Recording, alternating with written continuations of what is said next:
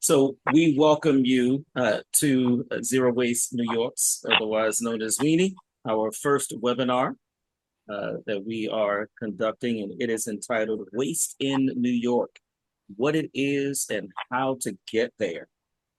We're excited that all of you have joined us tonight. We're glad for your time, for your participation, and for your attendance.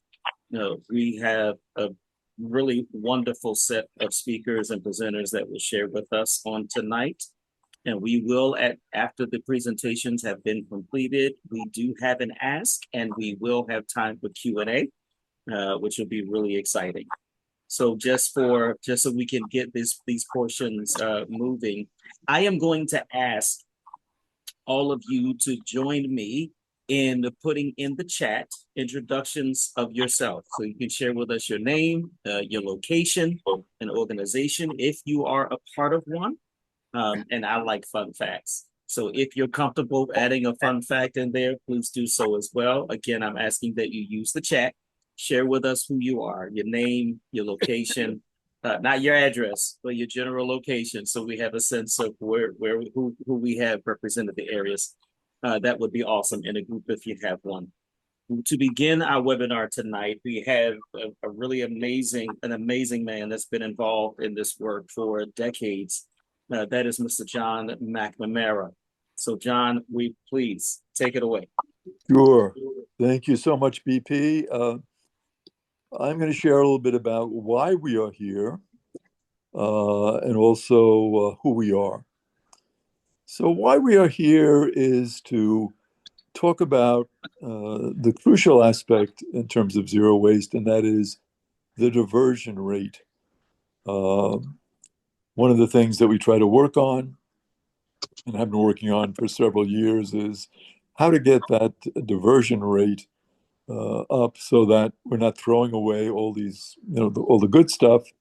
We want to reuse and recycle and repurpose a lot of stuff. So the diversion rate is the key thing, and a lot of the presentations are going to concentrate on how to increase that diversion rate. And many communities throughout America have been successful at doing that, getting them up to 50, 60, 70, 80%. Many communities like San Francisco and Oakland and Minnesota, Austin, Texas, many communities in Massachusetts. In our own area, out in Suffolk County, Southold has done it by initiating a smart, save money, and reduce trash or pay-as-you-throw program, and their diversion rate went way up. And so it can be done, and we're going to talk about how to do that. In terms of who we are a group that really tries to coordinate many entities throughout New York State. And in terms of the history of it, two wonderful people, Tracy Frisch and Mike Ewall, got together, worked in the Hudson Valley regional area, and said, it would be good to get other people who are interested in zero waste together. And so they started networking. Rebecca Martin joined from the New York Riverwatch. She's the director there. Then those from the Manhattan Solid Waste Advisory Board, like Maggie and Allison and Matt, joined the group as well. Ann Rabb was very, very helpful. Ann is tremendous knowledge of the New York State politics. Seems like she knows kind of everybody who works in it, and she was very helpful in terms of that. And so as they progressed over the years, starting in 2018, and they decided, well, let's have a statewide conference. And so in 2025, they pulled that off with 70 participants, and it was magnificent. I was able to attend via Zoom. Many attended in person, and it was just a remarkable event. And I know I learned a tremendous amount, and I was really impressed by it. So there's been a lot of sharing of ideas, helping one another. They worked on the 10-year solid waste management plan and issued, would you believe it, a 120-page report, getting all of those great ideas together. They worked on the greenhouse gas recycling rules, the sewage, sludge, and land application, why that's a disaster. and many waste reduction plans for several counties. So the group has done a tremendous amount of work already. And this is the first webinar. We're trying to pull even more people together and to give us a sense, an overall sense of what the zero waste definition is and how to achieve it. We have one of the most outstanding people in the whole country who's going to speak to us, Mike Ewall, Mike with Energy Justice Network. And Mike has traveled not only our country, but the world, and done many fantastic interventions in many areas to help them move towards zero waste. So without any further ado, Mike, take it away, baby. One thing about Mike, though, Mike and BP, you have to say, they are from Philadelphia, that area, and they were very instrumental in getting Shaquan Barkley to the Eagles. But we forgive them. We forgive them for that. We still love them. Mike, take it away, baby. Thank you, John. And I'll say onto the international travel, I'm nowhere near and probably will never be anywhere near Paul Connett's international travel on this issue. However, I was recently in Turkey for the Global Zero Waste Forum, where I got this zero waste hat. So I thought I'd share that. But mostly working in the US, and one of the few international level things I've done is work on this international definition and the hierarchy for zero waste. So the zero waste definition, there is only one official definition that is from the Zero Waste International Alliance. It's the only peer-reviewed international definition. And it says that zero waste is the conservation of all resources by means of responsible production, consumption, reuse, and recovery of all products, packaging, and materials without burning them, and without discharges to land, water, or air that threaten the environment or human health. And this is something we condensed in 2018 down from a few longer sentences to make it more palatable. But in doing so, we made sure that it is in sync with the zero waste hierarchy, which I'll show on the next slide, which is something I developed over 20 years ago, which is now used as an international standard for what zero waste means. And it makes it clear that incineration is forbidden in a zero waste system. And now the definition is set to match that. And we'll get into why. But you're familiar with all the R's, the reduce, reuse, recycle, and all the extra R's that people keep adding to this. The parts at the end are less understood. So just to give a brief overview of those. But unacceptable is down here. And that's where you find the combustion technologies like incineration, waste of fuels, and that sort of thing. Now, EPA has a different hierarchy. They have a hierarchy that puts incineration above landfilling. They call it energy recovery. And as if burning trash actually recovers energy. That's a very small amount. But if you recycled and composted those same materials, you'd end up saving 3 to 5 times more energy than you can get back by burning it. So we reject this whole waste to energy and energy recovery framework. However, EPA's terminology means that energy recovery is incineration and disposal means landfilling, even though incineration is also a form of disposal. And when we challenged EPA on this, they admitted that they have zero documentation to back up the placement of incineration above landfilling in their hierarchy. And that's why since mid-2022, they put this disclaimer on it that said that they would be revising it based on the latest available data and information. Well, unfortunately, that never happened. They ended up under the Trump EPA last December, just taking the disclaimer off without revising the hierarchy, as the EPA staff had intended to and promised us a few years ago. So we'll be revisiting that once there's some new management there. But there's a big distinction between those two hierarchies because the states, New York included, a lot of cities and counties, use that EPA hierarchy to justify incineration as a preference over landfilling, which is not what the science shows. We'll get into that in a second. One other thing to note about the hierarchy is that there's a point after the upward thinking or forward thinking things like redesigning and reduce, you hit a point where you must source separate. You have to source separate, use your hands to put reusables in one place, recyclables hopefully in multiple other places, compostables in another place, and then waste for what you have left over. And as I learned from Dr. Connett, one of the things that is important to do after that is look at what's in that waste bin, research it periodically, do those material sorts, and figure out what's left so that it's visible so that you understand, gee, where do we fail and how can we improve the system upstream? Because maybe we have too many of these coffee cups, there's disposable ones or something in the waste stream, and that's something that can be redesigned out of the system. Now, on the back end, those last couple steps of the hierarchy are about material recovery and biological treatment, and we'll get into that in a second.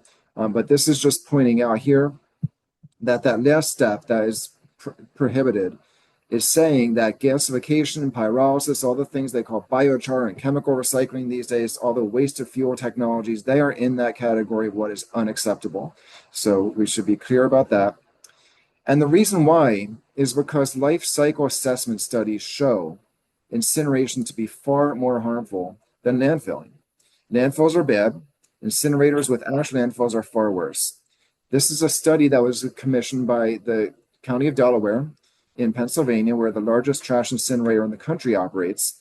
And you can see these first two lines. These are the direct impacts of that incinerator. This is after you gives them some subtractions after you assume that their electricity they make, what means that natural gas is not being burned somewhere else, and the metals they pull out of the ash means less impact somewhere else. But the community feels the first bar. The overall global impact is the second. And so what we see is for climate change in blue, it's actually 23% worse to use an incinerator than go straight to a landfill. And if you add up all these other colors, the brown, red, and yellow that are causing heart attacks and asthma attacks and cancer and all sorts of other health problems, is 23 times more harmful than going to a landfill. And so this is the kind of science that backs up our understanding of having a zero waste hierarchy that says incineration must be off the table because its harm is that much greater. And if we do the right things and get compostables out of our waste stream, most of these landfill impacts, which are climate impacts, would also be reduced and almost go away. Now, the last couple of steps that make it possible to have a good zero waste system on the back end, of course, we should focus on all the front end things that Maggie will be telling you about. But the material recovery step, that's where you pull extra recyclables out of what hit the trash can, but should have hit a recycling bin. And then that orange layer, that's where you biologically treat what's left. You use a composting or a digestion process for the organic fraction so that by the time it goes to a landfill, it's biologically stable and it's not going to be so gassy and stinky in that landfill. This is something that there have been studies on, like this one, that have shown that it's much less harmful. It's actually the best way to manage the leftovers on the path to zero waste, as they say, to use that two-step process before you landfill that residual. And there's some ways, actually a lot of ways to screw it up. And the Hudson Valley has been experiencing a lot of these false solutions coming to town. Companies like Hughes Energy and others that are, and Global Energy now in Ulster County, trying to build facilities that are similar to what we want on the back end in the ideal system, but not quite there. And there are three ways they usually screw it up. One is that they say, well, you don't need to source separate anything. Throw everything in one bin and our robots and low-wage workers will sort it all out. And then you end up with a bunch of garbage that's not really recyclable. It's not much value to it. And you end up feeding incinerators with a lot of it. You also have to feed the beast because these are expensive systems. And so you end up with having to commit a certain amount of waste to it. We also see a lot of these proposals trying to burn what's left or market the organic residual as if it's appropriate to be putting back on the land as soil amendment or fertilizer, which is not appropriate at all. So it's good to identify and call out those false solutions. And then finally, there are a lot of ways to manage landfills better so that we don't have to have landfills of the sort that we have now. They should also be publicly owned landfills, which Neil will probably touch on.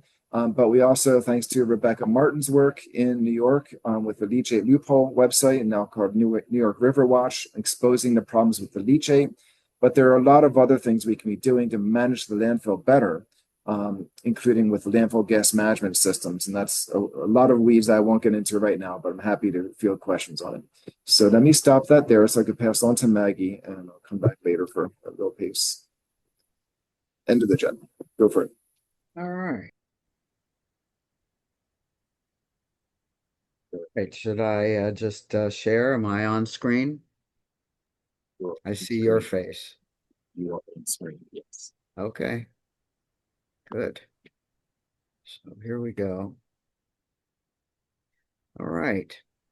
Welcome to everybody. I'll put my name and everything in the chat later. I just wanted to make sure I got this up straight, so that wouldn't cause a problem. So I'm chair of the Long Range Planning Committee of the Manhattan Solid Waste Advisory Board. There are 4 of those boards in New York City, and Local Law 19 of 1989 set up recycling in New York, and it set up these solid waste advisory boards. So we have been official for that length of time. And good. All right, here we go. So I'm going to pose a series of questions and then attempt to answer them. Why implement zero waste across New York? First answer, New York state law requires it. The Solid Waste Management Act, New York State, 1988, mandates that every planning unit or a group of counties or a county must produce 10-year solid waste management plans according to a preferred hierarchy of solid waste management methods. And that hierarchy looks a lot like EPA's because they came about at about the same year, 1988. The New York State Department of Environmental Conservation, we'll call them DEC, then receives these local plans, reviews them, and enforces the law. That's how it's supposed to be. Then the Manhattan SWAB, we call it SWAB, is working on the state legislature to revise and update this old law to ensure that the hierarchy is enforced. We'll be working with DEC to explore how to improve the enforcement. And with Syracuse University, they have a Center for Sustainable Materials Management that's been conducting studies, and we are going to meet with them next week, I believe, to ask them for 3 more particular studies to maximize participation in recycling and other sustainable methods, and develop and test universally available municipal reuse systems, because right now what we have is an uncoordinated hodgepodge of programs that don't add up to a lot. So you've seen this hierarchy that Mike presented. So what should the local long-range plans look like? They must prioritize funding and implementing prevention first. That's the first 2 of the colors at the top. Reducing waste generation, and then after that, reuse and repair. Those have been getting the least funding. They've been getting the least attention, pretty much universally, and that has to change in order for us to get towards zero waste. And before I go further, I should define numerically what zero waste is. That is 90% diversion from disposal in a 10-year period. So that's what we're using as our goal, our overarching goal. So below the first 3, you have recycling and composting, material recovery, then residuals management and disposal. These are arranged according to lesser to greater environmental impact. So how much reduction, reuse, recycling, and composting can we do? You may have seen waste characterization studies, and almost all the ones that are done anywhere show you a pie chart with recyclables and organics, and that's all. And if you're presented with recyclables and organics, you think, well, the only options that are available are recycling and composting. But that's not the whole hierarchy as we see. It ignores the top 3 bars. But researcher that I am, I've looked at EPA's reports, their waste characterization reports going way, way back. And they have been presenting 2 alternate ways to characterize the waste stream. And the one that helps us the most, that shows us how we can include the upper part of the hierarchy, is the one that I'm showing you here. So if you look at the hierarchy here, or if you look at this pie chart, you'll see food scraps and yard trimmings on the left. And you can see that we can compost, you can mulch, you can reduce some of it, the food donations, etc. Then if you move counterclockwise around, durable goods is next. And that's about almost 20% of the waste stream. That's the sofas, the old computers, the chairs, the books, the textiles, the clothing and shoes, the appliances. Many of those can be repaired and then put back into society, and they're worth a lot when they're repaired. So that is something that the normal hierarchies, not the normal hierarchies, the normal pie charts that people use that have recycling and composting only, you wouldn't see this durables category separated out. And so repair centers, reuse and donation, and reducing the consumption. Once again, buy only what you need. The next one over is non-durable goods. What's the difference? Durables are defined by the Commerce Department as made to last for at least 3 years, and non-durables are not. So the non-durables are a little bit less in the percentage, about 17%. They can be recycled, some could be banned, redesigned, and so forth. And the final category there, containers and packaging, 28% can be recycled, reused, banned, redesigned. So, and then at the top, I want to point out there are 4 blocks there: education, motivation, enforcement, and incentives. All of this doesn't work without these 4 things. And they have to be effective as well and monitored and studied. Education and outreach is how. Hey, I see you. What's that? Okay. Education and outreach is often not funded nearly as much as infrastructure is. And in New York City, it's like one of those political footballs that if there's a budget problem, then it's the first thing that's cut. The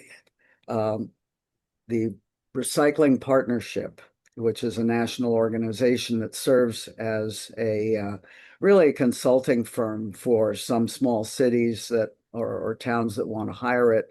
They have determined that best practice expenditure is $10 per household per year on education and outreach. And in New York City, it's less than a dollar per capita. I know I'm mixing per capita and households, but you get the idea. It's not funded much. But not all education is created equal, and motivation is the important outcome, because you need to not only tell people what's going on, but motivate them to actually do what you're asking them to do. Then enforcement, which is a good disincentive for not participating, and incentives, which are obviously incentives to participate. So moving on. There are a number of impacts of waste management depending on what you're talking about. And the one that people usually focus on are the impacts of landfilling and incineration. But there are what we call upstream impacts that are usually ignored, and yet they're anywhere from 28 to 70 times the impact of the downstream, which is disposal. So the cost to the environment of the waste system starts when you make a new product from virgin materials. You mine materials, you log materials. There are environmental issues with those. You continue to refine, manufacture, more environmental issues, transportation, packaging, and use, all produce air pollution, water pollution, and climate impacts. So this is really important to remember that the upstream is far worse than the downstream, and we really need to pay attention. That's why the hierarchy that we mentioned before starts with those three items at the top. That is meant to try to reduce the upstream impacts. So there's a simplified view on the right of the similar thing. And the climate impacts then of wasteful practices. So I mentioned 28 to 70 times the amount generated in landfills and incinerators. And that's why we're focusing on reducing reusing. Now, here's more information from EPA that often is not shared. They've updated it a couple of times, with certain administrations who wipe certain things off the internet. You have to go back a few years to get things. But the important thing here is that EPA has indicated when you study carbon emissions to the atmosphere that the largest part of the pie is from the provision of goods and the provision of food and the use of appliances and devices. Put together, that's over half of the carbon that goes to the atmosphere. Now, you probably thought that most of the carbon that goes to the atmosphere is from passenger transportation and building HVAC and lighting, which are over on the left side. I apologize for the quality of this. We need to redo this, but anyway, you can see that each one of those, the building, conservation, and passenger transportation, each account for about 25% of the carbon that's emitted. And the rest, the upstream that we were talking about, is responsible for the rest. This is such an important slide. So moving along, why does it matter what the long-range solid waste management plans commit to accomplish over time? Right? Everyone here has a different county that they're associated with, and there would be then different long-range solid waste management plans. I hear that maybe there's a county or two that doesn't even have one, which that means that enforcement is not happening properly. But this is since I'm from New York City, I've got a slide here that Matt presented to us a while back. You can see that the top part, the first two items, is all that we recycle. MGP is metal, glass, and plastic. The blue, diverted for recycling. The tiny little sliver above it is what we're diverting in organics for composting. It's way less than 10%. The city has been collecting organics curbside throughout the city for what, 2 years, Allison? And then paper is a roughly similar amount that's diverted for recycling. So that's about 19%. And that's how it's been for a long time. You can see that starting in this graph from 2011 to 2022, and it's continued since then about the same. You can see that what we're throwing out, and in the case of Manhattan, that means that it goes to the Newark incinerator. Anything that is put in a garbage can in Manhattan goes to the Newark incinerator. The other boroughs go to other incinerators and landfills elsewhere. So you can see where we're throwing away textiles, C&D, construction and demolition. Organics is the biggest fraction there that we're throwing into an incinerator. The MGP and the paper, all burned or buried. And there's only a small part at the bottom, which we haven't figured out what to do with, but I'm confident that eventually we can. That's why it's 90% diversion is the target that we talk about. So if you depend on a landfill or an incinerator or export contracts, which is what we do in the city here, to disposal facilities, it's easy to coast along flatlining. And flatlining means the same programs every year, no change, no studying, no improvement, no movement away from disposal towards sustainable options. But landfills run out of space and incinerators are retired eventually. The design lifespan of incinerators is about 30 to 35 years, and all the incinerators in New York State are at this age or greater. Building new disposal facilities promotes flatlining because it promotes this dependence on the disposal and export. We really need to work on the upper end of the hierarchy. So flatlining, why is it bad? Most planning units in New York State and the US as a whole, for that matter, have not made any real progress in diverting materials away from disposal over the last 20 years. There are some shining examples that we need to be extracting information from and adapting for ourselves. That's something that is desperately needed, is to do that. The next is, well, flatlining is great for disposal companies. They're very happy to receive the reusable, recyclable, and compostable materials because they make more money to do that. Of course, that's not good for the environment, and it's contrary to state law. So how can we make progress towards sustainability? So in order to move away from disposal and towards sustainable materials management, local plans must prioritize prevention, reuse, recycling, and composting initiatives in each year of their 10-year plan. That means the plans must commit to implementing enough robust sustainability initiatives with deadlines. Because if you don't have a deadline, then it doesn't get done.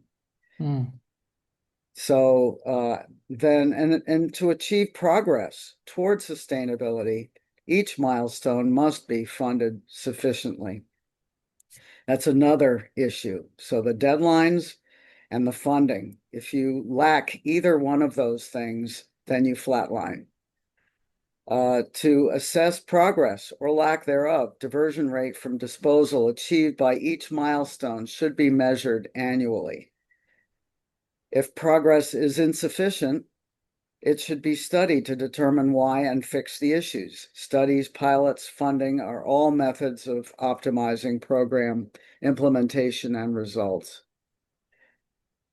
So to move away from disposal over time, a number of things need to change. The long-range plan, the local plans, I mentioned the robust, measurable, sustainable initiatives and milestones for every year of the plan. These milestones should be paired with diversion goals, interim and final. And the final one we have as 90% diversion over a 10-year time frame. So you might say 50% in 5 years, something like that. So ZWNY produced 120 pages of recommendations, mainly milestones on the DEC's 2023 Solid Waste Management Plan for the state. Many of these recommendations can be adapted for local plans. The initiative should become more ambitious as previous milestones and diversion goals are achieved. So if you say to do one thing in year one and then you accomplish it, then you move on to something a little harder in year two and so forth. So one of the things that, of course, you need to have when you're planning, a solid waste management system is infrastructure. That's required also for reuse, recycling, and composting, not just the landfills and incinerators, trucks, and that sort of thing, transfer stations. Discard characterization studies designed to understand the distribution, quantity, and type of materials to be collected and processed should be done to understand reuse, recycling, and composting potential. I did mention before how most of the characterization studies look only at recycling and composting potential. You cannot divine what a reuse potential or even prevention potential is from those studies. And the Manhattan Swab has been asking for this actually since 1989, and we have not gotten it. From this information, if you do it correctly, the number, the size, and distribution of processing facilities can be determined. And those facilities would include a PERF, a product evaluation and repair facility for reuse, a MRF, material recovery facility for recycling, and composting facilities. And truck designs and routes can also be determined from something like this, a kind of study. Infrastructure is only part of what's needed to reach diversion goals, though. Participation in the programs by the people that you're serving is equally important, and it requires an understanding of the population being served. So here's a quick look at maximizing participation. People differ in their willingness or even eagerness to participate in a program. And I put it out here. It's the eager beaver at the top. They're jumping up and down saying, oh my God, this is great. When can I do this? But maybe they're only 10%. We don't know because we don't have studies of people. These kind of studies are not done that often. They should be done quite often so that you understand the people that you're designing programs for. The next group is those that demand convenience. Needs to be convenient and not cost anything. And in our world, that means curbside collection, because requiring people to go and drop off something, that means they either have to have a car or a lot of motivation to pick up whatever it is and get it somewhere else. The next group, which I think might be the largest group, requires peer support from their friends, family, and neighbors. That if, they're going to be laughed at or pointed at or whatever for participating in a reuse or recycling program, then they may not do it. The next group demands incentives, money, freebies, discounts. Pay as you throw is a program that exists in some communities, even in New York State. And these pay as you throw actually is an incentive program to throw away less and divert more to the upper end of the hierarchy. That's what it's designed to do. And the final group here, disincentives, they require that you do something bad to them. Fines, jail, job loss. In our world, that's fines. Fairness.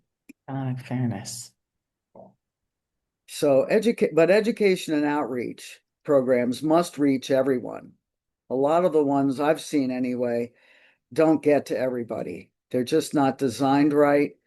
And the difference between education and outreach, education is the actual brochure or PSA on TV. It's the instrument that is written to grab you and motivate you, right? So the language is important.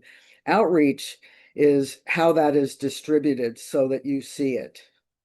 And if it's simply a brochure sent once in a while, a lot of people don't read those things. They throw out the mail, right? And there's so many different ways to reach out to people. And so everyone needs to be reached, and frequently. So, and each of the groups I just mentioned requires a different tailored approach. The first group, you give them a brochure, they're good. No more is needed unless you change something. And those changes should be not happening very often because that confuses people. The next thing, though, is, if you just focus on the eager beavers and you give them a brochure and a website, that's not good. I'll give you a good example. The New York City Department of Health successfully tailored different approaches to all 5 of these groups in encouraging people to take COVID vaccinations. And they even calculated how much they spent on the program to educate and outreach and to set it up, and how much was saved by people not getting COVID. So it shows that a government organization can do this successfully. Unfortunately, the New York City Sanitation Department is not doing this the same way. But then you can look at the advertising industry. This is their business. They are looking to outreach to all of these groups. They do it constantly. You know that they do if you watch TV at all, and get bombarded also online when you're getting certain websites up. And you know that they don't just do it once and walk away, think their job is done. It's frequent, and they vary it. You know, they're constantly looking for ways to interest you and motivate you, and we need to be similar in that. So, and yes, model cities spend $10 per household per year on education and outreach. Okay, so what we're actually trying to do is behavior change. We're trying to get people to adopt a new behavior in participating in reuse or recycling or composting.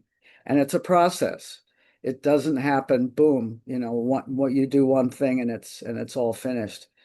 So these bullet points show you, first, they need to be aware that there's a program. Not everybody even is aware. And I've thought to enlarge the group of going back there to add something that's outside of this, to say those who are not even tuned in, they are dialed out, they are not paying attention to any of it, right? So awareness of the program. Then comprehension of the program's purpose and requirements, right? That's a step up. You could be aware and clueless about what to do or why or any of that. And then motivation to participate. They need to understand and take in the benefits and see that it's good for them to do. Then finally, next is having an ability to participate. In many places, it's hard to participate. It's not curbside. You have to go somewhere, maybe miles away. That's a big barrier. There are other barriers as well. So those have to be eradicated. The next is decision to participate. So even once you get rid of all the barriers, you know, a mental decision has to be made. Okay, it's happening on Tuesday. I'm going to do it, right? And then finally, let's say they did it. They went down to a New York City basement and saw a rat and went freaking out back to their apartment and decided, you know what, I'm not going to do this anymore. So experience with participating. That has to be good. And lack of any of these can reduce the participation rate by an individual and collectively as well. Educational materials and approaches need to be mindful of these requirements. And the studies, you can ask questions of people to elicit their willingness to participate, study your population, and see what issues they might have with participating. And these should be conducted to assist in designing efficacious educational programs. Pilot testing, once you've got the design, pilot test that design, you know, with a smaller group of people to see if the educational materials and approaches are landing properly. And that should be done in advance of a widespread rollout to optimize the results. If problems arise, the materials, the approaches, and whole campaigns can be modified, redesigned, and retested. So maximizing waste prevention then can be accomplished by targeting the education of consumers to use less, choose wisely in the store. For example, buying concentrates instead of things that have a lot of water. That reduces the packaging. Buying in bulk, buying less packaging. These are all just a few examples. There are many more examples than this. just so that you know. But you can also target manufacturers and designers to produce products and packaging with fewer, less toxic materials via legislation requirements, in other words, and incentives. Studying packaging types to show their prevalence and distribution. For example, sustainable fiber-based compostable versus multi-material unrecyclable packaging. Once we know, for example, different packaging types in the waste stream, if we were to find out, oh, wow, there's 10% of the packaging is a metal and paper fusion. Another 20% is a plastic and paper fusion, and these are harder to recycle, but we don't have data on this. We need it. Then banning unrecyclable, unsustainable packaging and materials. That's really helped if you have this study that I was just talking about. And then instituting pay-as-you-throw to incentivize sustainability. I mentioned before how important that is. Moving on to reuse and repair. A lot of people don't know what reuse means, but it means that you take something that was once a durable item off the curb and repair it and then get it back into the economy, either through donation or sale. So that not only avoids environmental impacts, upstream impacts, but also contributes to the local economy via job creation, not only those actually doing the repairs and the collection, but a multiplier effect on the economy as well.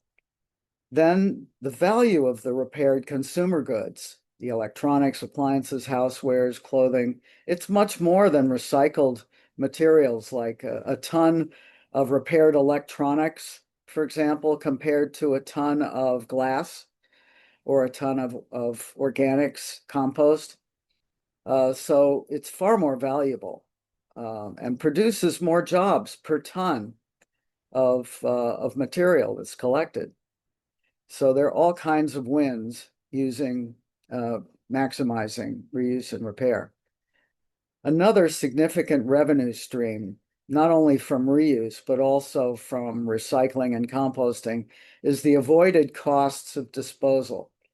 So if you're doing a reuse program and you're diverting whatever number of tons, then you're not sending those tons to a faraway place and paying the tip fees in order to tip your load into the disposal facility.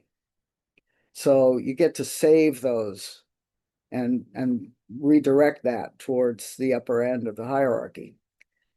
So also there are avoided environmental costs. You're not polluting the air, trucking materials that shouldn't be trucked there anyway, because they should be reused, recycled, or composted. And so all of these avoided costs can also help pay for curbside collection, repair, training, and reuse infrastructure. Recycling and composting also generate more jobs than created by disposal, I should mention, recycling particularly. And you've heard me talk about the PERF and reuse infrastructure, and this is my concept of it. The problem, as you can see, it goes from place to place. The gentle collection is the first thing. There would be a mass of materials just left at the curbside, and you can't put it into the back of a normal truck because it will be crushed. So you need to have a moving truck or equivalent, a flatbed or something, to intake.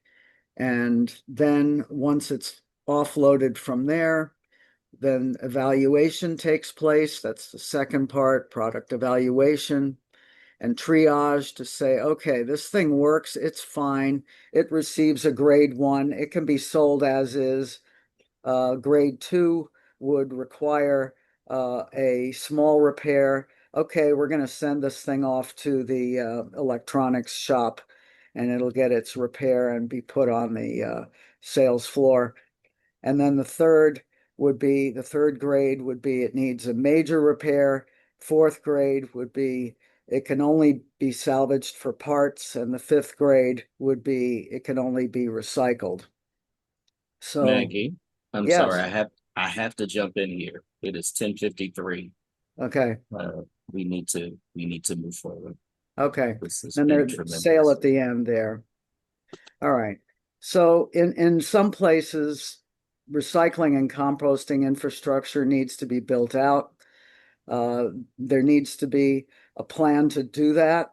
That should be in the 10-year plan that every planning unit does. Curbside has been shown more effective than drop off. Organics composting is the most sustainable method for food and yard waste, less expensive than anaerobic digestion. But combining food scraps with sewage sludge, co-digestion is degrading to the food with toxics and should be avoided. We have a few recommendations here. I've been kind of sprinkling them in all along. The 120 pages that we put together have some as well, and you can reach out to us if we don't give you enough here.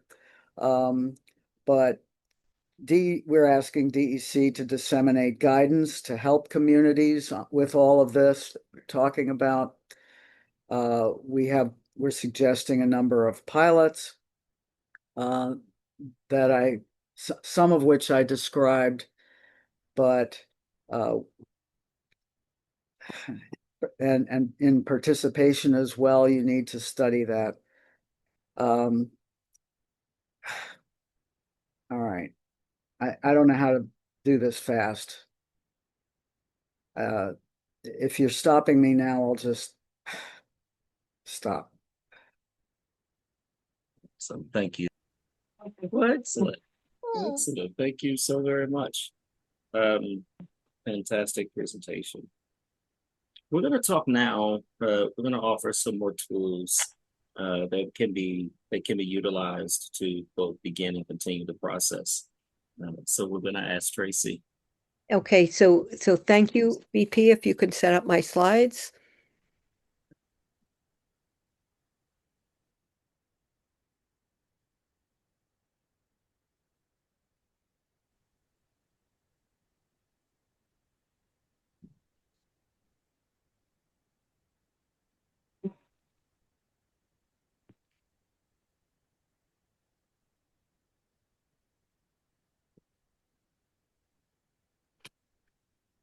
Good evening. So based on this morning's webinar, I'm really pleased to be here and wanted to say if you have any questions or comments, you want further information on anything I say, please don't hesitate to contact me, tracy.frisch@gmail.com. Okay, next slide, please. Okay, moving towards zero waste is very doable, and I'd like to show you some statistics from Alameda County, California. Next slide. Okay, so these are cities and towns in Alameda County, California, and this table shows how the extent to which they reduced the tonnage of solid waste going to landfills in the past few decades. And you could see their reduction, and this is mostly through diversion for recycling, composting, and reuse, is pretty impressive. I want to mention that I believe the reason that these communities reach such high levels of diversion or reduction of landfill tonnage was because of a state law passed in 1988 by the state of California, and that law required every city and county to reduce the amount of municipal solid waste going to a landfill or incinerator by 25% in a 5-year period, and 50% in the 10-year period ending in the year 2000. If a municipality failed to meet this mandated goal, they would be they would be slapped with a $10,000 per day fine. Not surprisingly, there was massive reduction in the amount of tonnage of garbage going to landfills as a result. New York has never had such a mandate. The State Solid Waste Management Act of 1989 in New York State did not mandate any kind of reduction. It was very loosey-goosey, and we got what we have not made strides. Next slide, please. Okay, so the rest of my remarks are going to be about value and economics. Garbage has no value. It costs money to get rid of it, and no one is paying for municipalities for their solid waste. Since by definition, zero waste communities are minimizing the amount of solid waste that gets trashed, this should save them money. But recyclables also have minimal or negative value. Recyclables that are mixed in single stream, and that's due to the expense of sorting them. And I'll show you more in a moment. Next slide, please. Okay, so this is the tipping floor where recycling trucks dump recyclables collected from households. And as you can see, it's a mishmash of all kinds of stuff. And unfortunately, this slide does not show all the inappropriate materials that get put in recycling because of a lack of education, lack of incentives, lack of enforcement, lack of many things. This slide was taken at a recent tour of a MRF, a material recovery facility, where these recyclables are sorted. And I would encourage every one of you, if you have not been to a MRF, to try to arrange a tour. It will be very informative. So while the value of recyclables is substantial, that value is very often overlooked. And many municipalities, in my experience, are paying significant amounts of money to a waste corporation to take away their recyclables. I have a bit of homework for everyone. If your city or county has a transfer station, find out if they're selling the recyclables that are collected there, or if they're paying to get rid of them. Next slide, please. Okay, so you will see the range of prices paid for different recyclable commodities that are baled and aggregated in order to be picked up by a tractor trailer and transported to a mill. So you see there's substantial value in many of these recyclables. The rates fluctuate, but over the last, say, dozen or more years, the rates have been positive. So you don't have to pay to get rid of them. You get paid for them as long as you have them, as long as you have a tractor trailer load in. And so here are the green piece of equipment is a vertical baler. That is the type of baler you need to make bales of recyclables. The town of North Elba has a recycling center. This is a small Adirondack town, and they're able to bale and aggregate all the recyclables that they collect and sell them for a profit. Bale of plastic containers and a bale of fiber or mixed paper. Next slide. So I believe I've tried to count, I think there's 31 bales of corrugated cardboard here. That would probably be 2/3 of a tractor trailer load. The bales are 1,000 pounds apiece, approximately. Next slide. Okay, so the economic structure of waste, I think, is a major obstacle to move towards zero waste. In Warren County, New York, where I do most of my local zero waste work, the county contract is $66.50 a ton to dispose of municipal solid waste. But to get rid of sorted recyclables, the towns have to pay $95 a ton. So that is not an incentive to collect recyclables, is it? And the economic incentives have to be for residents and businesses, for the municipality, and for the waste sector. Next, please. Okay, so this is my last my last comments. There's a few ways I can think of to fix the economics of solid waste. Pay as you throw, which Maggie mentioned, which will increase the recycling rate, the diversion of food waste, and reduce the amount of stuff people put in the trash. Impose a surcharge, say $10 a ton on all the municipal solid waste that's going to a landfill or an incinerator. This would generate funds for zero waste infrastructure and programming, and it would also help penalize wasting. And number 3, municipalities should take steps to capture the value of recyclables, organics, and stuff in good condition for reuse. We've already talked about this. By increasing diversion, we also reduce the amount of solid waste going to disposal. And finally, find creative ways to incentivize the behavior we want and disincentivize wasting, the behavior we want to discourage. Thank you. Thank you, Tracy. We're going to ask Mike to come on and share with us briefly. Okay, I've got one slide to share here. And second. Okay, so this is just to go over some things that I shared last year in the ZWNY in-person conference about how to have a county or other kind of local zero waste plan. We've learned from particularly the not so great experiences in Westchester and Dutchess counties that asking for the county to hire consultants and come up with a zero waste plan can easily backfire, especially in places that have incinerators like those 2 counties do. So my advice, based on that experience and others around the country, is the following. First of all, not every place needs a zero waste plan per se. There are a lot of good zero waste plans that are out there. You can find some on our website.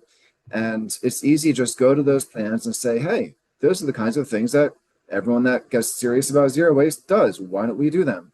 And you don't have to wait a year or 2 to come up with a plan if the basic idea is just figure out what the big building blocks are and of what to do and just do them. Now, if you need something like Ulster County was trying to do, and which is to develop a zero waste implementation plan, so it is locally specific and getting into the really nitty-gritty details of how to actually do it, that could be a different story.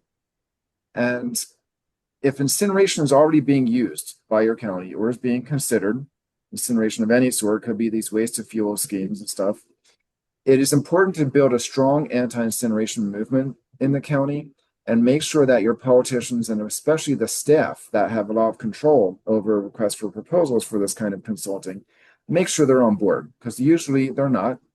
And that's why you see in some of these counties where things go off the rails, you ask for a zero waste study and they end up doing a waste reduction plan that won't look at the back end of the zero waste system. And so it doesn't even touch disposal because they want to keep the incinerator protected.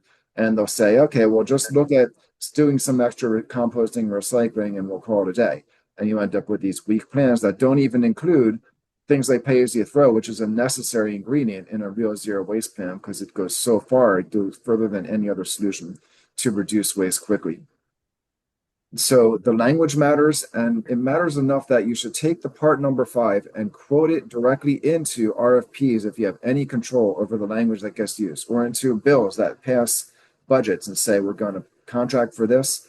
Make sure that they not only hire consultants that follow this zero waste International Alliance's definition of zero waste and the zero waste hierarchy, but make sure that the goal of the study and that the whole point of it is to follow that framework.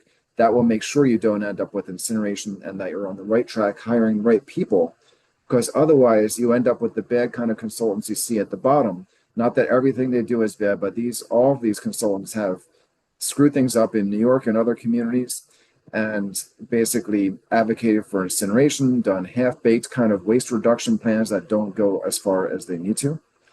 And finally, on number 6, I've seen some mistakes made where people say, oh, well, do what this county is doing, and they point to some other county in a different state.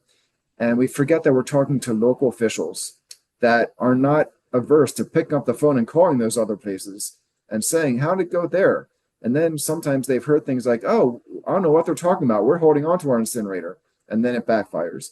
So be very careful about which communities are being mentioned. Make sure they are really the example you want them to be if you're going to say, let's do like them, because I've seen it backfire in New York. Okay, thank you. I'll take off the screen Awesome. share. Awesome. Thank you. Thank you, Mike. At this time, we're going to hear from Matt, who is going to share with us some of the challenges in accomplishing these stages. Right. So I'm going to just touch upon budget and how that impacts zero waste discussion at a municipal policy making level. And I'm just going to use my own experience in New York City. And I think, when we start to talk about zero waste in New York City, by the way, we invented the idea of 0 by 30, I think, back in 2015. And today it's 2026, I think, and we haven't gotten anywhere. We haven't moved the needle anywhere close. We're basically, as Maggie pointed out in her graphic, we're flat. So when we started the conversation about zero waste, I started looking at budgets back in 2017 and noticed that we were spending very little on recycling and waste reduction and reuse and repair. And instead, we were spending at that time in 2015, 2016, about $300 million a year on waste export to landfill and incineration. And today, we spend $600 million a year on waste export to landfill and incineration. And if that $300 million kept up with inflation, today would be $422 million. So there's about another $200 million in costs that are floating around from 2016 to today. And I will tell you one other important factoid about all of this is that our waste volumes in 2015, 2016 are basically what they are today, about 3.1 million tons of waste exported a year.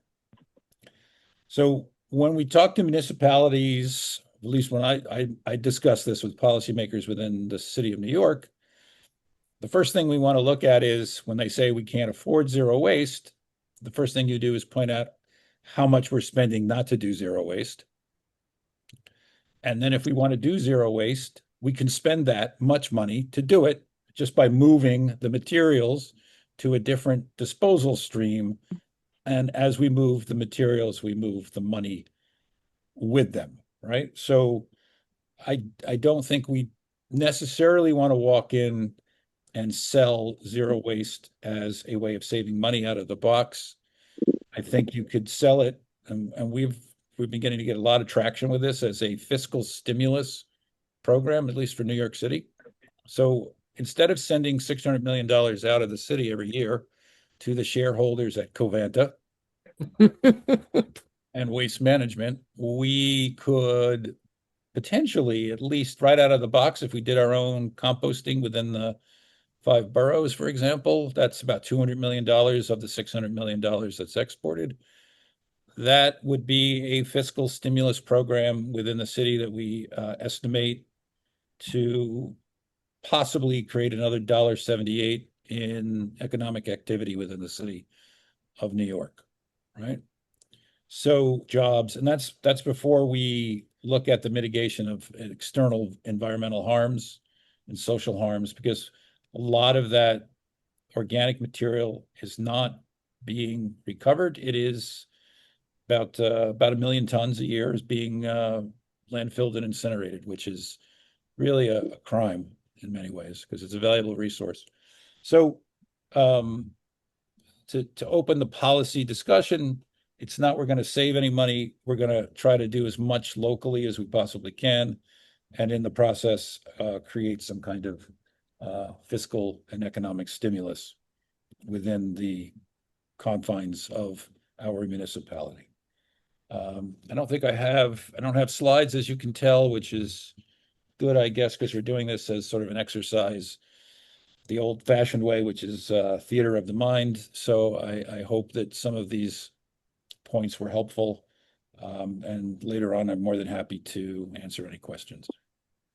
Awesome. Thank you very much, Matt. And now we're going to hear from Neil. He's going to talk to us about some victories that we have experienced across the state. Uh, Neil. Thanks. Well, the victories have been in shutting down incinerators that are currently operating, and as well as defeating plans for incinerators where citizens across the country have risen up and canceled at least 400 proposed incinerators. And I'd like to talk about, picking up from Maggie's presentation, about what we can expect from a zero waste system. We've covered jobs, and of course, when you have a job, you pay taxes. Robust small businesses pay taxes on profits as well as sales tax. So we're expanding the tax base. Reuse requires technical training, and we can reskill hard to employ people. And here is where some enormous savings come in, because we have companies, repair companies, repair and resale companies, that recruit their workers as the men and women are coming out of incarceration. And these businesses provide good wages, good benefits, and they drastically reduce recidivism, which is an enormous cost to any city and county. What will a zero waste society economy look like? It will be a deep reuse economy. It will be a refillable economy. And it will be, every community would have a facility such as Maggie outlined in her description of PERF. And we will also have CHARM facilities in every city. That is the Centers for the Hard to Recycle Materials. And we have to pay for this. And there are a number of ways of paying, which I'll review. And of course, we can discuss later in the after the presentations. One is to tax plastic, and if my U.S. constitutional law memory is correct, the first case before the Supreme Court in the country ruled that the power to tax is the power to destroy. And that's exactly what we want to do. We want to destroy one-way products and frivolous use of plastic. The other, taxing plastic is extremely important, as the oil industry is shifting their profit center from oil to plastic production. And plastic production, which is already at about 400 million tons a year, is expected to increase by 2 or 3-fold in the next decade, which would literally suffocate the planet in plastic and its side effects. Surcharges have been used very effectively. Boulder, Colorado Boulder County and Champaign-Urbana used surcharges on garbage disposal to capitalize their first recycling infrastructure. And subsequently, after that law was sunset, they used operating budgets. Operating budgets are a main source of investment in zero waste. It costs the same to pick up recyclables as it does to pick up garbage, and we need to be investing in the right trucks to make that transition. And finally, there's municipal finance, and I did put in the chat the URL to the summary of a webinar given by me and Michael Schumann, who's an expert on local financing. And there are myriad ways to leverage public money and also to raise private money from a whole array of communities within the city. The key is electing zero waste champions who will dictate these policies, as opposed to the current policies which are driving us off a cliff. Thank you, and look forward to conversations. Thank you. Thank all of you so very much. All of our presenters. I think they did a fantastic job tonight. Before we go into Q&A, which we are heading into, I'm going to ask Mike to pull up the slide. Here is the ask. It's coming up now.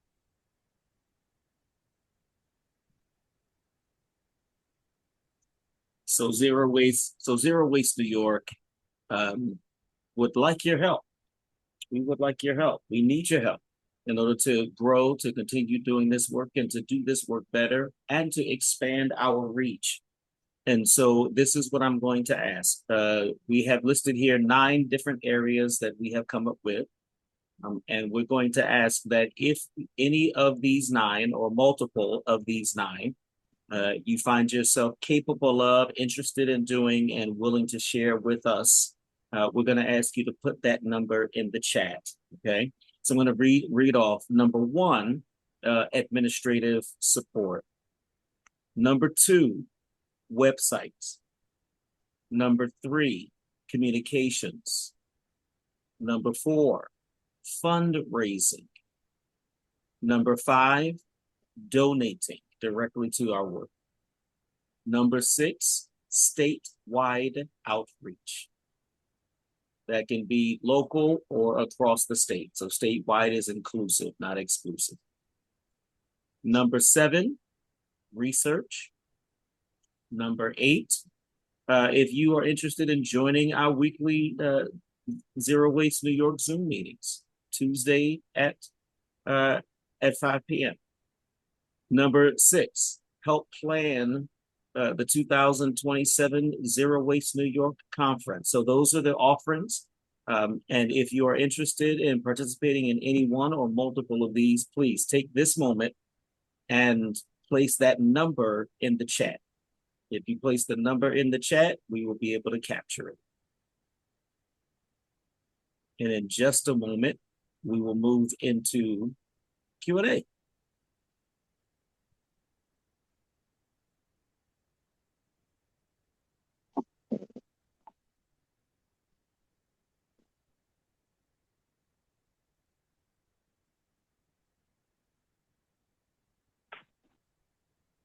I'd like to speak. Go ahead, Jill. Okay, you want to put on a gallery view, please? All right, what are you wanting? Are you wanting to ask a question, or are you speaking about these? No, I want to. I have an ask. Okay, give us just one moment, please. Why don't we stop the recording now? Is this a good time for that? We're gonna stop the recording now. Yes.